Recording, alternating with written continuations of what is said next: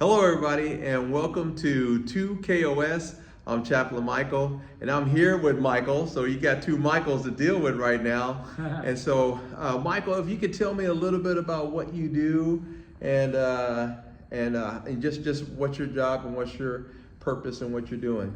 Yeah, so mainly what I work on is I'm the United States Director of Pointman Leadership Institute. Okay. And what we do is we focus on character-based leadership and providing training for that. I'm also the founder and president of Serve Ministries, Inc. And what we do is we help train chaplains specifically to deal with veterans and police officers that deal with crisis and trauma. All right. And I'm also a chaplain myself. A family man, and of three daughters. My youngest one just graduated high school, so my wife's trying to deal with what it's like to be an empty nester and only having to put up with me and a dog. So yeah, I'm in the same boat, man. Yeah. You know, so tell me, with being a chaplain and the challenges of being a chaplain, taking on, a lot of the burdens that so many police officers or veterans put on you, how do you handle that? What is it that keeps you smiling throughout that entire process? Well, first of all, one of the things that we teach inside of Serve Ministries in our chaplaincy course is something that's called the H3 cycle. Okay. And so that H3 cycle means like you assess people based off of one of three H's, right? Either they're hurting. Okay. From the traumatic experience that they have, or something that's happened to them, like they're a trauma or a crisis, or they're healing from that, and they're in some stage of healing. But ideally, with that, God doesn't use any of those things without finding purpose in it, right? And the idea is to be able to use it to be able to do the third H, which is help others. Okay. But it's a cyclical process. So in the process of you helping other people that hurt, because God uses people who have life experiences. Right. I'm a veteran that's been through trauma. I'm a combat veteran who served in Iraq and Afghanistan also. I'm a 27-year Army vet. Thank you for your service. Well, I appreciate that. Thank you very much. Yeah. And so thank you for all those that are watching on this that are also veterans or police officers out there serving. We appreciate your service as well. So we're in this constant state of each of us are, where we're either hurting over something that's happening in our life, or we're healing from that, or we're finding some way to use that to help others. Right. Now, we can be stuck somewhere on that, but when we're assessing other people, we're also trying to figure out where are they at on that cycle. Right. And in the process of doing that, because I've suffered trauma before, I could be helping you from a similar trauma, but I'm reliving my trauma through you. Yeah. Right? So while I see you hurting and I'm painfully relate to the hurt that you're feeling, right? And I'm trying to help you with that stuff, and you're trying to use that help to heal. Right? I'm going to start hurting myself because it's cyclical, right? Because it's going to re-trigger me. Right. And so sometimes I got to take a step back and I got to go address it so I don't get burnt out, heal from it a little bit myself. And the idea is the more that I kind of do that, hopefully I can stay in helping a lot longer.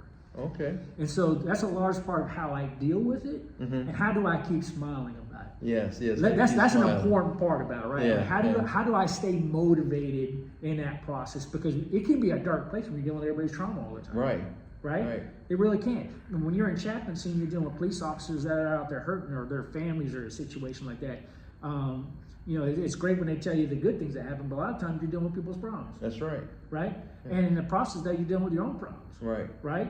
And so there's a lot of that. But to me, you can look at it one or two ways, right? You can look at it as I've been victimized by the hurts and the stuff, or I know I need more help, so I'm going to let that hinder me from actually helping other people.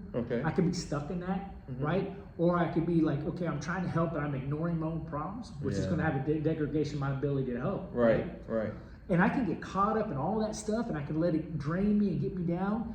But the way that I keep smiling is it's not a thing that tears me down. Right. It's an opportunity. Yes. It's an opportunity to make a positive difference, because in the process of me helping you with your trauma, right, I'm rewarded by being faithful in that process. I'm not the one that heals you. Right? But I'm helping you in that process for you to get that healing maybe that's by helping you get connected with outside resources, or me just being there for you. Mm-hmm. To receive that healing. To receive that healing, right? Yes. And then encouraging you and helping you to grow to be able to do the same thing to help other people, right? Right.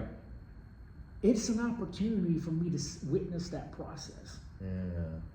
People go like, hey, I don't want to get involved because it'll trigger me, it'll hurt me, it'll be this or another. I just don't want to get involved, or maybe I'm not successful at it. I let it get it down. Mm-hmm. Oh, no. Yeah. I look at it, my prayer life surrounded that, my ability to be able to do that is something that keeps me smiling, because I'm just looking at it as, even though I see you hurt, Mm-hmm. I can rejoice in the idea that I'm given the opportunity to be in your life. Right. And that gets me smiling. And trust in the process. And trust in the process. Yeah. And because it's, you know, it might not happen overnight with you. Right. Right? But I'm here with you. Right. And you know what? When you get through that, that's something that you and I, our bond will be that much closer together. Right. Within that process, because we live that together. Right. And then what does that do? It helps strengthen your department. Right. In there, right? Because if you see one of your other officers or somebody like that hurting, and you think because it worked for me, maybe it'll work for you. It will work for you. And you and pass either it. You're either helping them with that process, or you're saying, you ought to see Chaplain Mike. Yeah. Go see Chaplain Mike. Yeah. I mean, I was dealing with a similar situation. He helped me. Mm-hmm.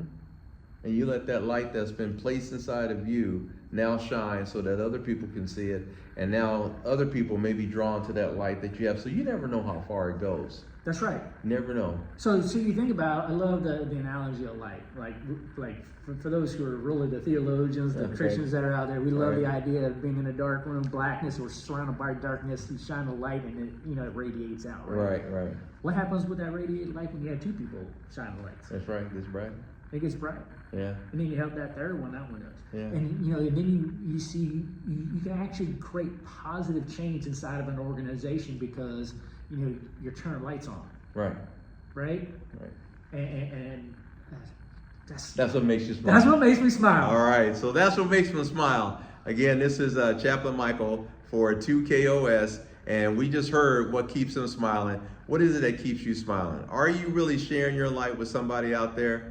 Stay positive, keep God in your life, and everything's going to be all right.